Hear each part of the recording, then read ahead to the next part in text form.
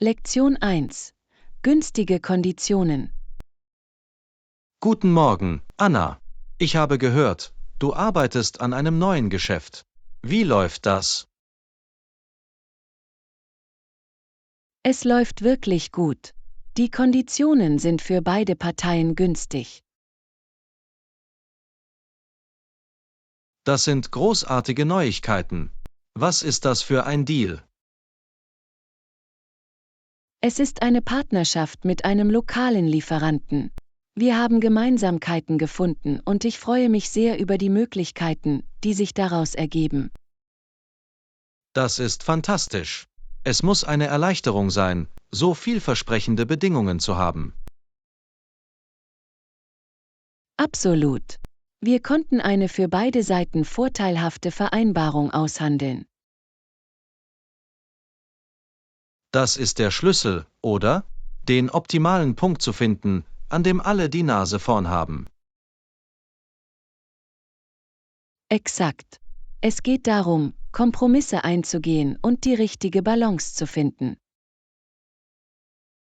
Und es hört sich so an, als ob du das wirklich gut hinbekommen hast.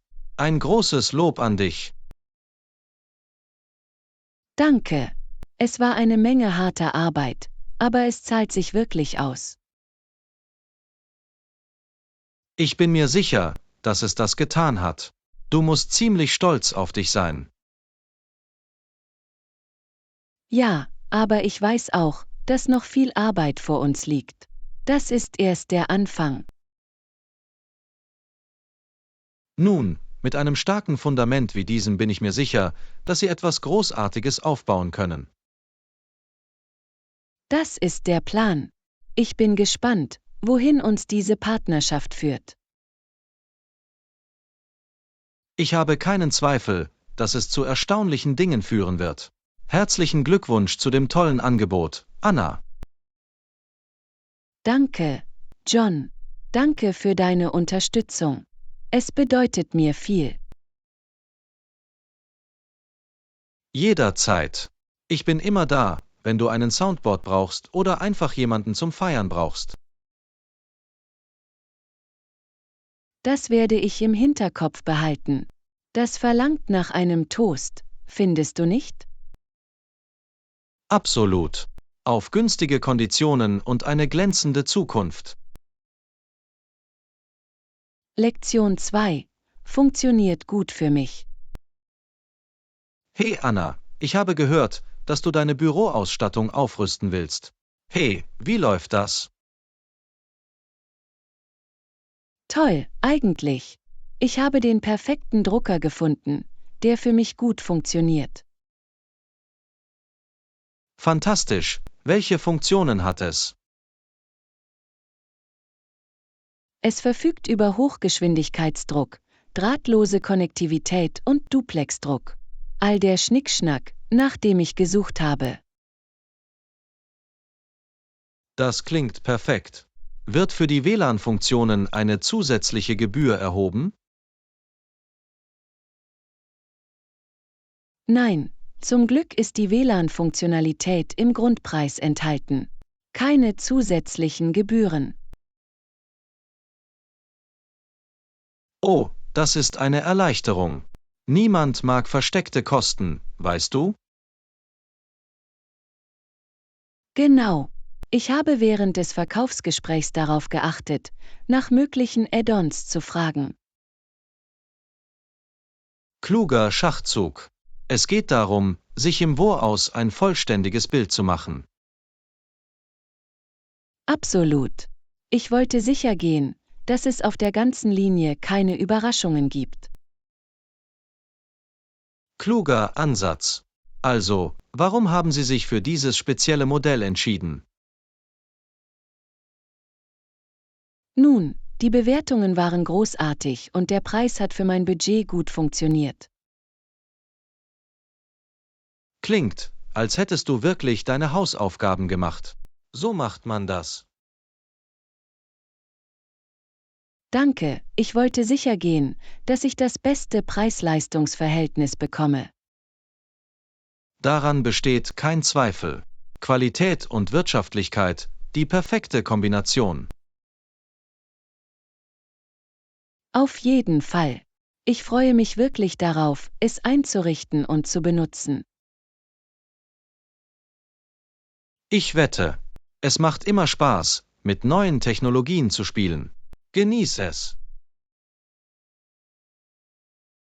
Das werde ich. Danke, John. Ich lasse dich wissen, wie es läuft. Bitte TUS. Ich bin gespannt, wie es in der realen Welt abschneidet. Lektion 3. Das funktioniert für mich. Guten Morgen, Anna. Ich habe mich gefragt, hast du bald Zeit für eine kurze Kaffeepause? Hallo, John. Das funktioniert für mich. Sollen wir ein paar Snacks und Getränke mitbringen? Tolle Idee. An welche Art von Snacks hast du gedacht? Ich habe Lust auf etwas Süßes. Wie wäre es, wenn wir ein paar Kekse und vielleicht etwas Obst holen? Das sollte genau das Richtige sein. Perfekt. Und was Getränke angeht, bevorzugst du Kaffee oder Tee? Ich habe Lust auf Kaffee, aber Tee könnte auch nett sein. Was denkst du? Kaffee klingt gut für mich. Sollen wir einen Mix machen? Einen Kaffee, einen Tee? Das funktioniert für mich. Abwechslung ist die Würze des Lebens, wie man so schön sagt. Ich könnte nicht mehr zustimmen. Für jeden etwas dabei. Exakt. Wir können auf unsere beiden Vorlieben eingehen. Klingt nach einem Plan. Gehen wir in 10 Minuten in den Pausenraum? Hört sich gut an. Ich hole die Snacks und du kannst die Getränke holen? Du hast es. Ich treffe dich dort in Kürze. Das wird eine nette kleine Pause. Ich freue mich darauf. Eine Gelegenheit, mitten am Tag neue Energie zu tanken. Absolut. Manchmal muss man einfach für eine Weile weggehen, weißt du? Auf jeden Fall. Es wird uns helfen, uns neu zu konzentrieren und den Rest des Arbeitstages in Angriff zu nehmen. Exakt. In Ordnung. Wir sehen uns in ein paar Minuten. Das wird großartig. Lektion 4. Eine große Auswahl. Jo, Anna, warst du in dem neuen Restaurant in der Innenstadt? Ja, habe ich. Die Auswahl an Speisen war unglaublich. Toll, ich habe gehört, dass Sie eine wirklich vielfältige Speisekarte haben. Unbedingt. Es gab eine große Auswahl an Küchen zur Auswahl. Das ist großartig. Was für Gerichte hast du probiert? Nun, ich habe mit dem mediterranean Sampler angefangen, der Hummus, Baba Ganoush und Tabbouleh enthielt. Oh, das klingt köstlich. Ich liebe mediterranes Essen. Es war so gut. Und für mein Hauptgericht hatte ich das rote Thai Curry. Oh, scharf. Hat dir das gefallen? Definitiv. Die Aromen waren so lebendig und die Hitze war einfach perfekt. Hört sich toll an. Ich werde hungrig, wenn ich nur daran denke. Du solltest es dir auf jeden Fall ansehen. Die Auswahl ist wirklich beeindruckend. Das werde ich auf jeden Fall. Haben Sie gute vegetarische Optionen? Ja, absolut. Sie haben einen ganzen Bereich, der pflanzlichen Gerichten gewidmet ist. Das ist großartig. Es ist immer gut, Restaurants zu sehen, die auf unterschiedliche Ernährungsbedürfnisse zugeschnitten sind.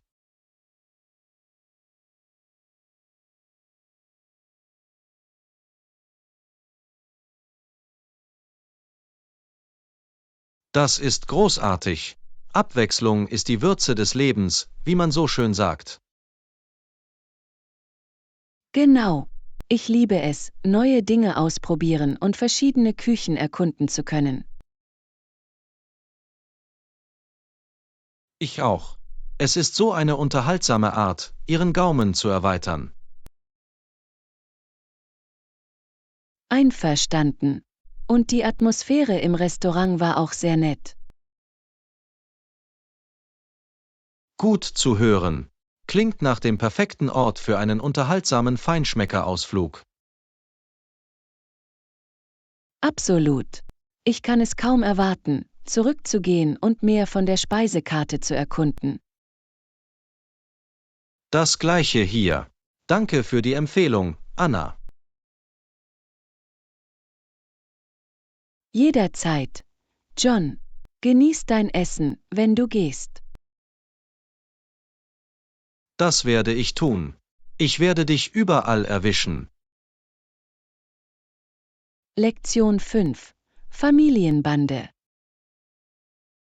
Guten Morgen, Anna. Ich wollte mit dir über etwas Persönliches sprechen. Natürlich. John, was beschäftigt dich? Nun, ich habe in letzter Zeit viel über meine Familie nachgedacht. Ich verstehe. Ist alles okay? Ja, alles ist gut. Ich bin einfach sehr dankbar für die Unterstützung, die Sie mir gegeben haben. Das ist wunderbar zu hören. Die Familie kann so eine unglaubliche Kraftquelle sein. Absolut. Das meiste verdanke ich meinem Vater, der durch dick und dünn für mich da war. Das ist so bewundernswert. Eine starke Vater-Sohn-Beziehung ist wirklich etwas Besonderes. Auf jeden Fall. Und meine Mutter, die vor 7 Jahren gestorben ist, hatte auch einen tiefgreifenden Einfluss auf mich. Oh, es tut mir so leid, das zu hören, John. Einen Elternteil zu verlieren, muss unglaublich schwierig gewesen sein. Das war es, aber ihr Gedächtnis inspiriert mich weiterhin jeden Tag. Das ist eine wunderschöne Art, ihr Vermächtnis zu ehren. Sie muss eine tolle Frau gewesen sein. Das war sie. Ich versuche, die Freundlichkeit und das Mitgefühl zu verkörpern, das sie anderen immer entgegengebracht hat. Das ist eine wundervolle Hommage. Ich bin sicher, sie schaut stolz auf dich herab. Das denke ich gerne. Und meine Geschwister waren auch eine ständige Quelle der Unterstützung. Familie kann wirklich der Klebstoff sein, der uns zusammenhält, oder? Absolut. Ich weiß nicht, was ich ohne sie machen würde. Es ist klar, dass sie dir die Welt bedeuten, John. Das ist wirklich herzerwärmend. Das tun sie. Ich bin so dankbar, eine so liebevolle und eng verbundene Familie zu haben. Das ist wirklich etwas Besonderes. Es ist ein Segen, ein solches Unterstützungssystem zu haben.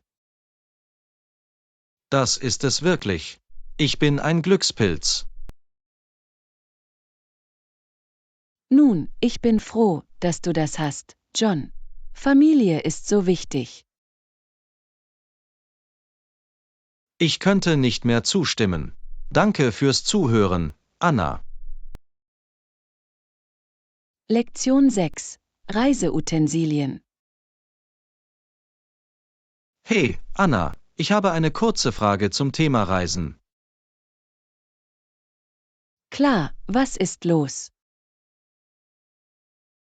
Gibt es heutzutage Einschränkungen für Handgepäck? Gute Frage. Ja, in der Regel dürfen Sie eine kleine Tasche und einen persönlichen Gegenstand wie eine Geldbörse oder eine Laptoptasche mitnehmen. Ah, ich verstehe. Und was ist mit den Größen- und Gewichtsbeschränkungen? Nun, die Größenbeschränkung liegt normalerweise bei 22 x 14 x 9 Zoll und die Gewichtsbeschränkung liegt in der Regel bei etwa 40 Pfund. Okay, das ist gut zu wissen. Ich möchte nicht mit zusätzlichen Gebühren am Flughafen konfrontiert werden. Exakt. Es ist immer am besten, die spezifischen Richtlinien der Fluggesellschaft, mit der Sie fliegen, zu überprüfen. Auf jeden Fall. Und was ist mit Flüssigkeiten im Handgepäck? Ich weiß, dass es dafür einige Regeln gibt. Richtig, die 3-1-1-Regel. Jede Flüssigkeit, jedes Aerosol und jedes Gel muss 3,4 Unzen oder weniger schwer sein und in einen einzigen, durchsichtigen, quartgroßen Beutel passen. Ah, gut, mein Gedächtnis daran aufzufrischen. Ich würde nicht wollen, dass meine Toilettenartikel konfisziert werden. Haha, ja, das wäre ein Mist. Es ist immer eine gute Idee, intelligent zu packen und die TSA-Richtlinien zu befolgen. Absolut. Irgendwelche anderen Tipps, um das Flughafenerlebnis etwas reibungsloser zu gestalten? Nun, eine Sache, die wirklich helfen kann, ist, etwas früher zum Flughafen zu kommen, besonders wenn Sie Gepäck einchecken. Guter Punkt. Ich möchte auf keinen Fall durch die Sicherheitskontrolle hetzen. Exakt. Und vergessen Sie nicht, Ihren Ausweis und Ihre Bordkarte griffbereit zu haben. Richtig, gute Entscheidung. Oh, und ich sollte wahrscheinlich sicherstellen, dass mein Telefon aufgeladen ist, falls ich auf digitale Bordkarten zugreifen muss. Definitiv. Das ist ein kluger Schachzug. Organisiert und vorbereitet zu bleiben, kann viel bewirken. Du hast absolut recht. Danke für die hilfreichen Tipps, Anna. Ich fühle mich jetzt besser vorbereitet für meine bevorstehende Reise. Lektion 7. Das Internationale Olympische Komitee. Guten Morgen, Anna. Ich habe über das Internationale Olympische Komitee, IOC, und seine Haltung zur Politik gelesen. Interessant. Was hast du gelernt? Ich war schon immer neugierig auf den Ansatz des IOC. Nun, Sie behaupten seit über einem Jahrhundert, dass Sie keine politische Organisation sind. Aber das scheint ziemlich fraglich zu sein, findest du nicht? Sie bringen ein faires Argument vor. Das IOC war im Laufe der Jahre sicherlich in einige politische Kontroversen verwickelt. Exakt. Ich meine, schauen Sie sich nur die Boykotte und Proteste an, die bei verschiedenen Olympischen Spielen stattgefunden haben. Das ist wahr. Die Olympischen Spiele wurden oft als Plattform für politische Stellungnahmen und Agenden genutzt. Absolut. Und das IOC behauptet, neutral zu sein, aber ihre Handlungen deuten manchmal auf etwas anderes hin. Du hast recht. Es ist ein komplexes Thema, bei dem das IOC versucht, ein empfindliches Gleichgewicht aufrechtzuerhalten. Auf jeden Fall.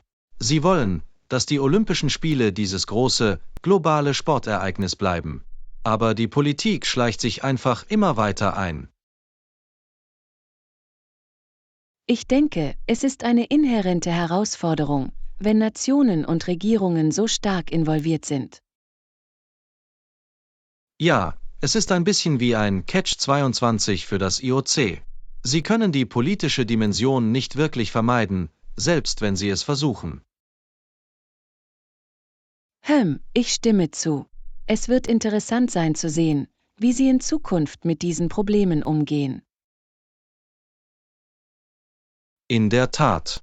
Die Haltung des IOC zur Politik ist sicherlich ein Thema, das es wert ist, im Auge behalten zu werden. Absolut. Es ist ein faszinierender Aspekt der olympischen Bewegung, der mehr Aufmerksamkeit verdient. Ich könnte nicht mehr zustimmen. Danke für die aufschlussreiche Diskussion, Anna. Hier gibt es viel zu bedenken. Lektion 8. Die Kirche reformieren. Hey, Anna, hast du die Debatte über die Reform der Kirche verfolgt? Weißt du, ich war ziemlich fasziniert davon. Es gibt sicherlich viele Meinungsverschiedenheiten zwischen den Führern und der Kirche. Absolut. Insbesondere die Protestanten haben einige ziemlich starke Ansichten zu Themen wie dem Zölibat von Priestern. Richtig, sie glauben, dass Priester heiraten dürfen, im Gegensatz zur Haltung der katholischen Kirche. Exakt. Und es gibt auch andere Unterschiede in der Lehre, wie die Rolle der Heiligen Schrift gegenüber der Tradition. Die Protestanten legten mehr Wert auf die Bibel als einzige Quelle religiöser Autorität. Exakt. Sie haben das Vertrauen der katholischen Kirche auf Dinge wie päpstliche Dekrete und Kirchenkonzilien wirklich in Frage gestellt. Es ist ein grundlegender Konflikt in den Ansichten über das Wesen religiöser Autorität, nicht wahr? Auf jeden Fall. Und es hat im Laufe der Jahre zu einigen ziemlich hitzigen Debatten und sogar zu regelrechten Konflikten geführt. Zweifellos. Die Reformation war eine turbulente Zeit mit vielen politischen und sozialen Umwälzungen. Absolut. Wissen Sie, es ist faszinierend zu sehen, wie diese religiösen Debatten den Lauf der Geschichte geprägt haben. Ich stimme zu. Die Auswirkungen der Reformation sind noch heute, Jahrhunderte später, spürbar. Ganz gewiss. Es unterstreicht wirklich die Macht von Ideen und Überzeugungen, die solch tiefgreifende gesellschaftliche Veränderungen vorantreiben können. Absolut. Es ist ein gutes Beispiel dafür, wie Religion und Politik so miteinander verflochten werden können. Auf jeden Fall. Es gibt immer dieses empfindliche Gleichgewicht zwischen dem Spirituellen und dem Zeitlichen. Richtig, und die Reformation hat die traditionellen Machtstrukturen wirklich stark herausgefordert. Exakt. Es ist ein reichhaltiges und komplexes Thema, bei dem es so viel zu entpacken gibt. Auf jeden Fall. Es ist die Art von Diskussion, die den Geist wirklich in Schwung bringen kann. Absolut. Ich freue mich, dass wir diese Ideen gemeinsam erkunden können, Anna. Lektion 9.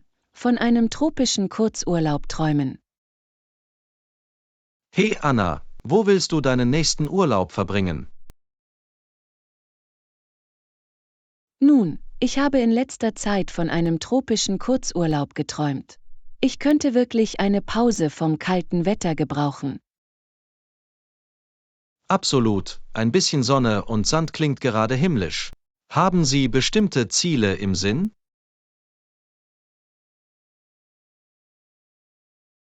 Ich habe mir ein paar Orte in der Karibik angesehen.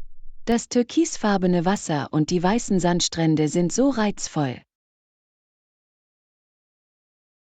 Oh, die Karibik wäre fantastisch. Ich habe gehört, dass das Essen und die Kultur auch unglaublich sind. Genau. Ich würde gerne authentische lokale Küche genießen und vielleicht sogar ein paar Tanzschritte lernen. Das klingt nach einer tollen Zeit. Ich bin sicher, Sie würden erfrischt und verjüngt zurückkommen. Auf jeden Fall. Es wäre das perfekte Gegenmittel zum Alltagstrott. Ich muss anfangen, nach Flügen und Unterkünften zu suchen. Nun, lassen Sie mich wissen, wenn Sie Empfehlungen benötigen. Ich habe einen Freund, der gerade aus Belize zurückgekommen ist und davon geschwärmt hat. Belize, hm? Das muss ich mir ansehen. Die Fotos, die ich vom Barriereriff gesehen habe, sind umwerfend. Einverstanden. Und ich habe gehört, dass die Leute auch so freundlich und gastfreundlich sind. Es könnte genau die Art von Flucht sein, nach der du dich sehnst. Weißt du, ich glaube, du hast recht. Ein tropischer Kurzurlaub klingt immer besser, je mehr wir darüber sprechen. Ich freue mich, dass ich Ihre Urlaubsplanung ein wenig inspirieren konnte. Vergiss nur nicht, mich einzuladen, wenn du deine Reise buchst. Haha, klar. Ich werde dafür sorgen, dass du einen Platz am Strand hast. Freue mich schon drauf. In der Zwischenzeit werde ich stellvertretend Ihre Reisepläne durchleben. Lektion 10. Die Geschichte der Automobile. Guten Morgen, Anna. Wussten Sie, dass die ersten Autos Ende des 19. Jahrhunderts als pferdelose Kutschen bezeichnet wurden? Hallo, John. Das ist wirklich interessant. Ich wusste nicht, dass sie so heißen. Was wissen Sie sonst noch über die frühe Geschichte der Automobile? Nun, 1896 stellte ein deutscher Ingenieur namens Carl Benz ein Auto fertig, das ohne Pferd reibungslos laufen konnte. Es hatte einen 3 PS Motor und eine Höchstgeschwindigkeit von 10 Meilen pro Stunde. Wow, das ist unglaublich. Ich kann mir nicht vorstellen, ein Auto zu fahren, das nur 10 Meilen pro Stunde fährt. Wie war es im Vergleich zu Pferden und traditionellen Kutschen zu dieser Zeit? Es war ein großer technologischer Durchbruch. Die pferdelose Kutsche war viel schneller und effizienter als eine Pferdekutsche. Obwohl es immer noch ziemlich langsam war, zeigte es das Potenzial dieses neuen Transportmittels. Ich wette, die Leute waren ziemlich erstaunt, diese frühen Autos herumfahren zu sehen. Haben sie sich schnell durchgesetzt, oder hat es einige Zeit gedauert, bis sie zum Mainstream wurden? Es dauerte eine Weile, bis sie populär wurden. In den frühen 1900er Jahren waren Autos noch sehr teuer und unzuverlässig. Aber als sich die Herstellungstechniken verbesserten, sanken die Preise und sie gewannen zunehmend an Akzeptanz. Das macht Sinn. Ich kann mir vorstellen, dass es für die Gesellschaft eine ziemliche Umstellung war, von Pferden auf diese neumodischen Autos umzusteigen. Wissen Sie, welche der wichtigsten Innovationen dazu beigetragen haben, dass Autos praktischer wurden? Absolut. Dinge wie der Elektrostarter, stärkere Motoren und bessere Bremssysteme waren große Entwicklungen, die Autos viel benutzerfreundlicher machten. Die Produktion am Fließband, bei der Henry Ford Pionierarbeit leistete, trug ebenfalls dazu bei, sie erschwinglicher zu machen. Faszinierend. Es ist erstaunlich, wie weit Autos in etwas mehr als einem Jahrhundert gekommen sind. Ich würde gerne mehr über die Entwicklung der Autotechnologie erfahren, wenn Sie Zeit haben. Natürlich freue ich mich, tiefer in die Geschichte der Autos einzutauchen. Es gibt so viele interessante Meilensteine und Innovationen, die die Branche im Laufe der Jahre geprägt haben. Lektion 11. Gartengespräche. Hey Anna, hast du in letzter Zeit im Garten gearbeitet? Guten Morgen, John. Ja, ich mache mir in letzter Zeit im Garten die Hände schmutzig. Hast du dich auch um deine Pflanzen gekümmert? Unbedingt. Ich versuche, das lästige Unkraut loszuwerden, das immer wieder auftaucht. Haben Sie Tipps für den effektiven Umgang mit Unkraut? Oh, ich kenne definitiv den Kampf mit Unkraut. Eine Sache, die für mich gut funktioniert hat, ist, sie an den Wurzeln herauszuziehen, damit sie nicht nachwachsen. Ah, das macht Sinn. Ich habe versucht, sie zu holen, aber einige von ihnen scheinen immer wieder zurückzukommen. Gibt es einen Trick, um das gesamte Wurzelsystem herauszuholen? Auf jeden Fall. Achte darauf, dass du die Wurzeln vollständig herausziehst, schneide das Gras nicht einfach an der Oberfläche ab. Und versuche zu ziehen, wenn es geregnet hat, wenn der Boden etwas weicher ist. Exzellente Beratung. Das muss ich mal versuchen. Das Unkraut hat meine guten Pflanzen wirklich erstickt, also muss ich sie in den Griff bekommen. Ich weiß, was du meinst. Unkraut kann wirklich die Oberhand gewinnen, wenn du nicht den Überblick über sie behältst. Haben sie auch versucht, um ihre Pflanzen herumzumulchen, um zu verhindern, dass neues Unkraut sprießt? Mulchen, gute Idee. Das habe ich noch nicht gemacht, aber ich habe gehört, dass es ein wirksames Mittel ist, um das Wachstum von Unkraut zu unterdrücken. Welche Art von Mulch empfehlen Sie? Holzspäne oder geschredderte Rinde funktionieren sehr gut. Sie bilden eine physische Barriere, die das Sonnenlicht blockiert und das Keimen von Unkrautsamen verhindert. Hervorragend, danke für den Tipp. Ich werde dieses Wochenende welche holen und den Mulch runterholen. Hoffentlich hilft es mir, das Unkraut endlich in den Griff zu bekommen. Ich bin mir sicher, dass es einen großen Unterschied machen wird. Lassen Sie mich wissen, wie es läuft. Ich freue mich immer, weitere Gartentipps zu geben. Werde ich machen. Danke, Anna. Das Gespräch mit dir hat mich angefeuert, dieses Wochenende mein Unkrautproblem in den Griff zu bekommen. Lektion 12. Die Unabhängigkeitsodyssee. Liebe Grüße, Anna. Wussten Sie, dass die Vereinigten Staaten vor über 200 Jahren ein unabhängiges Land wurden? Wow, wirklich? Das ist ziemlich lange her. Es muss eine unglaubliche Reise gewesen sein, um dorthin zu gelangen. Absolut. Der Weg zur Unabhängigkeit war voller Herausforderungen und Opfer. Das kann ich mir nur vorstellen. Die Freiheit von einem mächtigen Imperium wie Großbritannien zu erlangen, muss keine leichte Aufgabe gewesen sein. Definitiv nicht. Es dauerte Jahre des Kampfes und der Entschlossenheit, bis die Unabhängigkeitserklärung unterzeichnet wurde. Ich habe ein bisschen über die amerikanische Revolution gelesen, aber ich würde gerne mehr über die wichtigsten Ereignisse und Figuren erfahren. Es ist gewiss eine faszinierende Geschichte.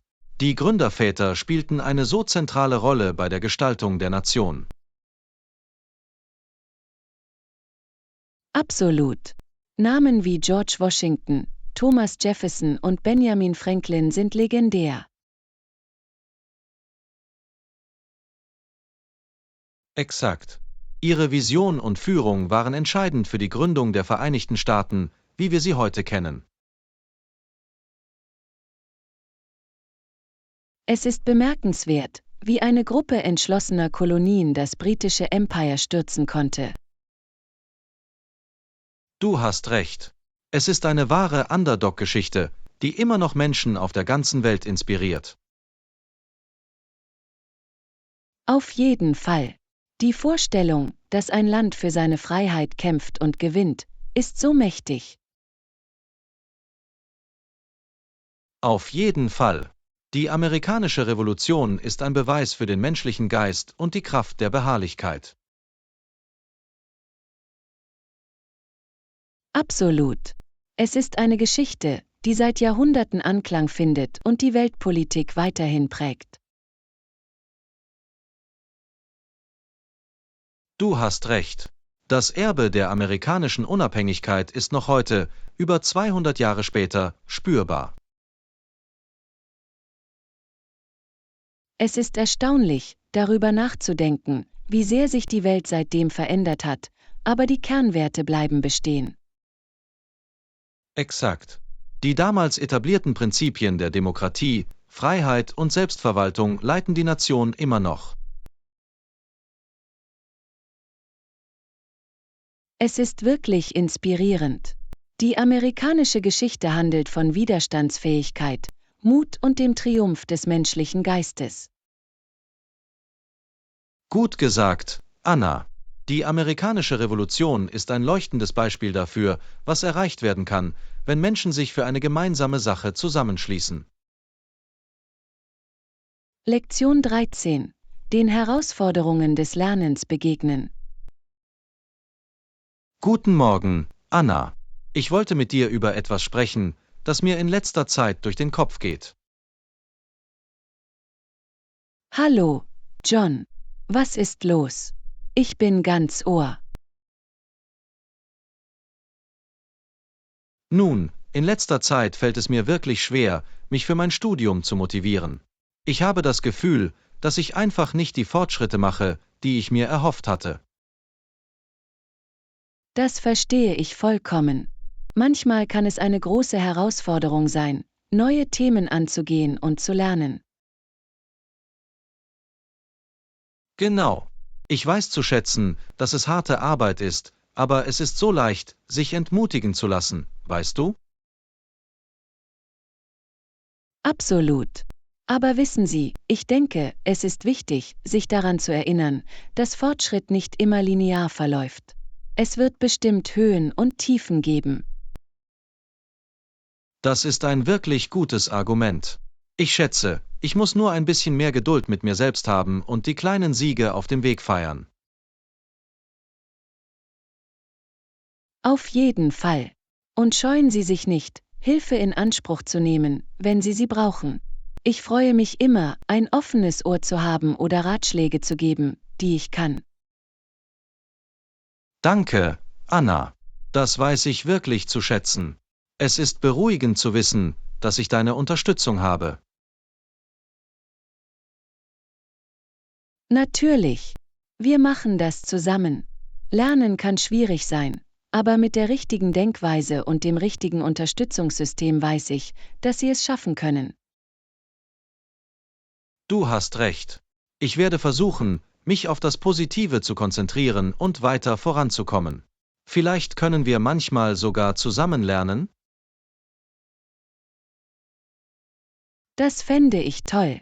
Wir können uns gegenseitig motivieren und diese Themen als Team angehen. Klingt nach einem Plan. Ich fühle mich schon ein bisschen energiegeladener, wenn ich gerade mit dir darüber rede. Ich freue mich, dass ich helfen konnte. Denk dran, du schaffst das. Mach es einfach einen Schritt nach dem anderen. Das werde ich tun. Nochmals vielen Dank, Anna. Ich wusste, dass ich auf dich zählen kann. Lektion 14. Stärkung der lokalen Gemeinschaften. Guten Morgen, Anna. Haben Sie von dieser neuen Gesundheitsinitiative in ländlichen Gebieten gehört? Oh ja, ich habe darüber gelesen. Es ist so ein wunderbares Programm. Auf jeden Fall. Ich bin wirklich beeindruckt, wie es die lokalen Gemeinschaften gestärkt hat. Absolut. Die Art und Weise, wie es den Menschen dort eine medizinische Grundausbildung bietet, ist so beeindruckend. Ich weiß, oder? Es gibt ihnen die Werkzeuge, um besser auf sich und ihre Familien aufzupassen. Exakt. Und das alles auf eine wirklich zugängliche und gemeinschaftsorientierte Art und Weise.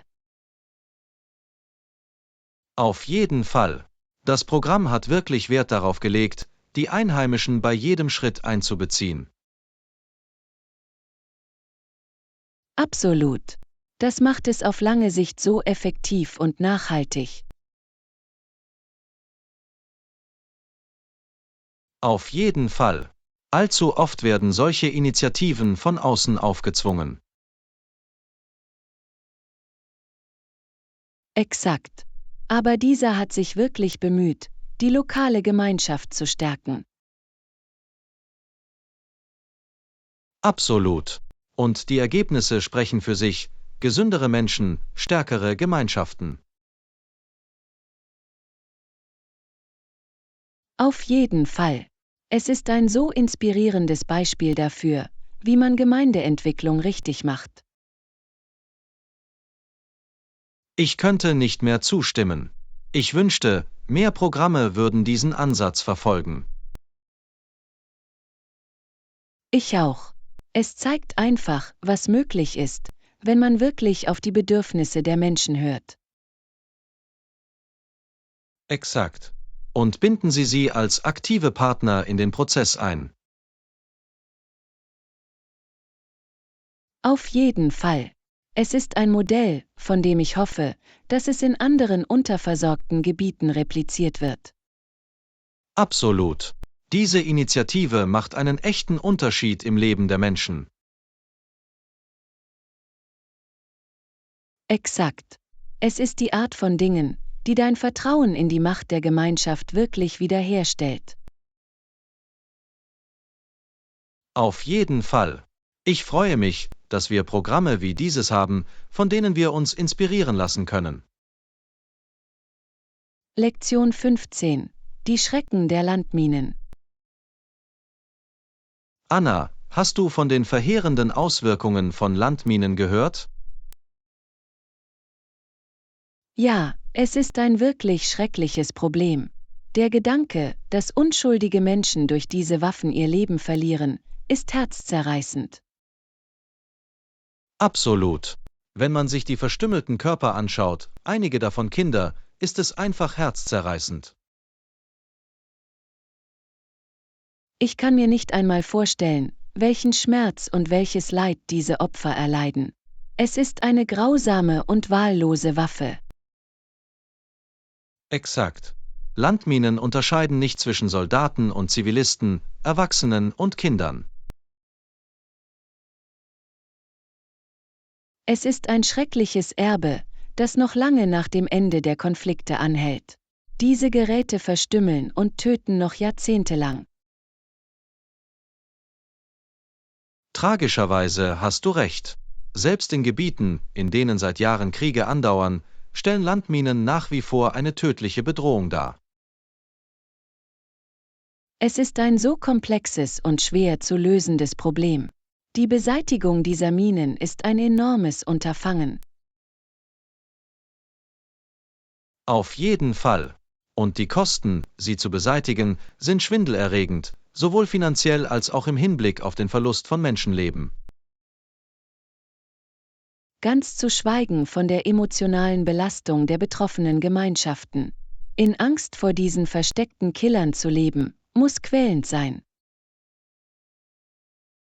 Absolut. Das psychische Trauma ist genauso verheerend wie die körperlichen Verletzungen. Es ist herzzerreißend, an die Familien zu denken, die durch diese wahllosen Waffen auseinandergerissen wurden, an die zerstörten Träume. Du hast recht. Landminen zerstören nicht nur Körper, sie zerstören Leben, Gemeinschaften und die Zukunft. Es ist eine globale Krise, die dringende Aufmerksamkeit und Maßnahmen erfordert. Die Welt muss zusammenkommen, um dieser Geißel ein Ende zu setzen. Auf jeden Fall. Das Verbot von Landminen, die Räumung vorhandener Minen und die Unterstützung der Opfer sollten oberste Priorität haben. Einverstanden. Es ist eine komplexe Herausforderung, aber eine, die wir moralisch angehen müssen. Absolut. Die Leben, die auf dem Spiel stehen, sind zu kostbar, um sie zu ignorieren. Wir müssen alles in unserer Macht Stehende tun, um Landminen auszurotten. Gut gesagt. John, Dies ist ein Thema, das unser unerschütterliches Engagement und Mitgefühl verdient. Absolut. Gemeinsam können wir auf eine Welt hinarbeiten, die frei von den Schrecken von Landminen ist.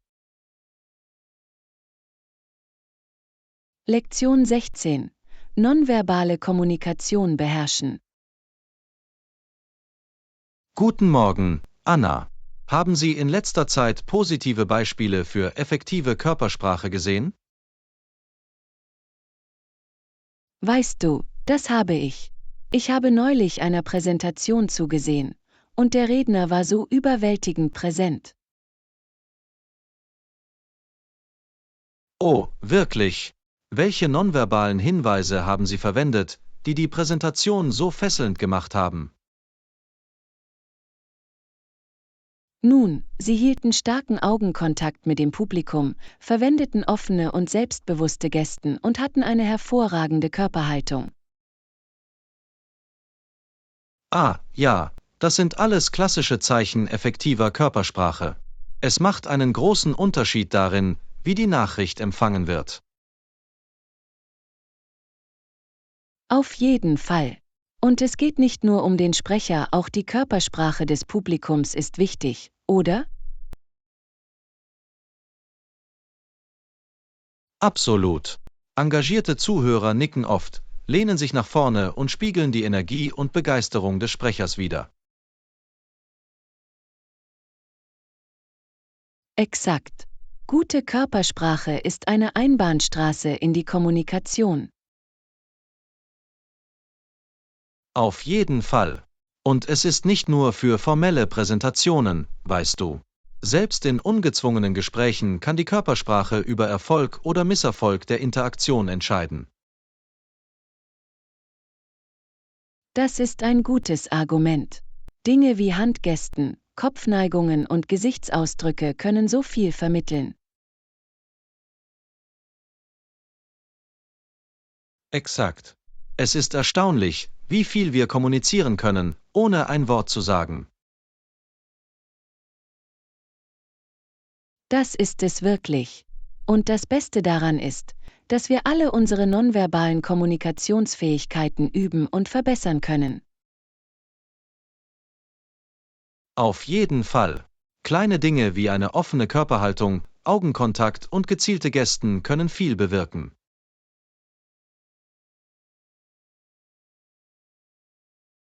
Absolut. Es ist eine Fähigkeit, die es wert ist, verfeinert zu werden, sowohl in persönlichen als auch in beruflichen Situationen. Ich stimme zu. Wenn wir nonverbale Kommunikation beherrschen, können wir selbstbewusster, charismatischer und effektiver kommunizieren. Auf jeden Fall. Es verändert so viele Aspekte unseres Lebens. Absolut. Es ist ein faszinierendes Thema, das unsere allgemeinen Kommunikationsfähigkeiten wirklich verbessern kann. Lektion 17. Den Big Apple erkunden.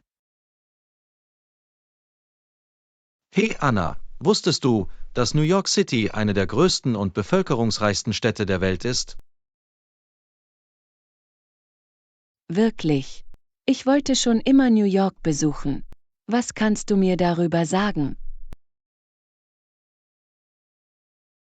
Nun, die Stadt hat eine Bevölkerung von über 8,6 Millionen Menschen und ist damit die größte Stadt der Vereinigten Staaten. Wow, das ist unglaublich. Ich kann mir nicht einmal vorstellen, wie es sein muss, in einer so großen Stadt zu leben. Es ist definitiv ein geschäftiger und lebendiger Ort. Es gibt immer etwas zu tun, von erstklassigen Museen und Theatern bis hin zu unglaublichem Essen und Nachtleben. Es klingt wie ein Traumziel. Was sind einige der ikonischen Wahrzeichen oder Attraktionen, die Sie empfehlen würden? Oh, es gibt so viele. Sie haben die Freiheitsstatue, den Central Park, das Empire State Building, den Times Square, die Liste geht weiter. Ich würde die Freiheitsstatue gerne persönlich sehen. Das muss ein unglaublicher Anblick sein. Absolut. Und die Aussicht von der Spitze des Empire State Building ist einfach atemberaubend. Das kann ich mir nur vorstellen. New York scheint eine so vielfältige und dynamische Stadt zu sein. Ich würde die Energie gerne eines Tages selbst erleben. Das solltest du auf jeden Fall. Es ist wie nirgendwo sonst auf der Welt. Das Essen, die Kultur, die Menschen, alles ist so lebendig und einzigartig. Ich freue mich immer mehr über die Idee, New York zu besuchen. Es steht definitiv auf meiner Reiseliste. Nun, du hast einen Freund, der dir alle Insider-Informationen geben kann, wenn du es dort schaffst. Lass es mich einfach wissen. Ich werde dich auf jeden Fall darauf eingehen. Danke, dass du mir alles über die Wunder von New York erzählt hast. Es hat mich dazu gebracht, von meinem nächsten Abenteuer zu träumen. Jederzeit, Anna. Ich freue mich immer, meine Liebe zum Big Apple mit euch zu teilen. Ich kann es kaum erwarten, eines Tages von ihren Erfahrungen dort zu hören. Lektion 18: Hotelgastlichkeit. Guten Morgen, Anna. Wussten Sie, dass die meisten modernen Hotels heutzutage Aufzüge haben? Wirklich. Ich denke, das macht Sinn, besonders für höhere Gebäude. Ist das ein gemeinsames Merkmal in Hotels? Unbedingt. Ein Aufzug ist unerlässlich, um den Gästen einen einfachen Zugang und Zugänglichkeit zu bieten. Das ist ein gutes Argument. Ich kann mir vorstellen, dass es ziemlich unpraktisch wäre, mit Gepäck mehrere Treppen steigen zu müssen. Exakt. Der Aufzug ermöglicht es den Gästen, schnell und bequem zu ihren Zimmern zu gelangen, unabhängig von der Etage. Das ist ein wirklich durchdachtes Designmerkmal. Es muss das Hotelerlebnis für Besucher viel komfortabler machen. Auf jeden Fall. In Hotels dreht sich alles darum, exzellenten Kundenservice zu bieten und dafür zu sorgen, dass sich die Gäste wie zu Hause fühlen. Ich kann mir vorstellen, dass der Aufzug nur eine der vielen Annehmlichkeiten ist, die Hotels heutzutage anbieten, um das Gästeerlebnis zu verbessern. Du hast recht. Dinge wie Klimaanlage, WLAN und sogar Concierge-Service werden in vielen Hotels zum Standard. Wow, das hört sich so an, als hätte die Hotellerie ihr Spiel wirklich verbessert, um den Bedürfnissen moderner Reisender gerecht zu werden. Absolut. Hotels entwickeln sich ständig weiter, um wettbewerbsfähig zu bleiben und die Erwartungen ihrer Gäste zu erfüllen. Das ist wirklich interessant. Das muss ich berücksichtigen, wenn ich das nächste Mal einen Hotelaufenthalt buche. Es lohnt sich auf jeden Fall, die Annehmlichkeiten und Dienstleistungen eines Hotels in Betracht zu ziehen. Es kann den Unterschied in Ihrem Gesamterlebnis ausmachen. Gut zu wissen. Vielen Dank, dass Sie all diese hilfreichen Informationen über die moderne Hotellerie geteilt haben, John. Ich freue mich, Ihnen die Einblicke geben zu können, Anna. Lassen Sie mich wissen, wenn Sie weitere Fragen haben, während Sie Ihre nächste Reise planen. Lektion 19: Gaumenfreuden. Guten Abend, Anna. Haben Sie bemerkt, wie viele Restaurantoptionen es heutzutage gibt? Du hast recht, die Restaurantszene hat sich wirklich erweitert. Manchmal kann es schwierig sein, sich zu entscheiden. Auf jeden Fall. Es gibt so viele verschiedene Küchen und kulinarische Erlebnisse zu entdecken. Das ist wahr. Von gemütlichen Bistros in Familienbesitz bis hin zu trendigen Fusion-Restaurants ist die Vielfalt unglaublich. Absolut. Es scheint, als ob ständig neue und interessante Restaurants auftauchen. Ich weiß, es ist großartig für Feinschmecker wie uns, aber es kann überwältigend sein, zu entscheiden, wohin sie gehen sollen. Das ist ein gutes Argument. Bei so vielen Optionen kann es schwierig sein, den perfekten Ort für einen Abend zu finden. Exakt. Manchmal verbringe ich viel zu viel Zeit damit, online nach Bewertungen und Menüs zu suchen. Ich höre dich. Aber das ist Teil des Spaßes, oder? Erkundung der kulinarischen Landschaft. Du hast recht, es ist aufregend, neue Lieblingsrestaurants zu entdecken. Die Jagd kann das halbe Abenteuer sein. Auf jeden Fall. Und man weiß nie, wann man auf ein verstecktes Juwel stoßen könnte. Genau. Das macht das Essen in der Stadt so unterhaltsam und voller Überraschungen.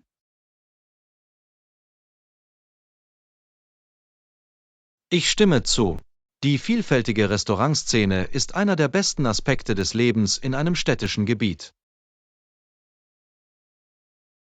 Auf jeden Fall. Es gibt immer etwas Neues zu probieren, was den Feinschmecker in mir sehr glücklich macht. Da bin ich bei dir. Das Ausprobieren neuer Restaurants ist eine meiner Lieblingsaktivitäten am Wochenende. Das Gleiche hier. Es ist der perfekte Weg, um die Routine aufzupeppen und unseren Gaumen zu erweitern. Absolut. Ich freue mich schon auf unser nächstes kulinarisches Abenteuer, Anna.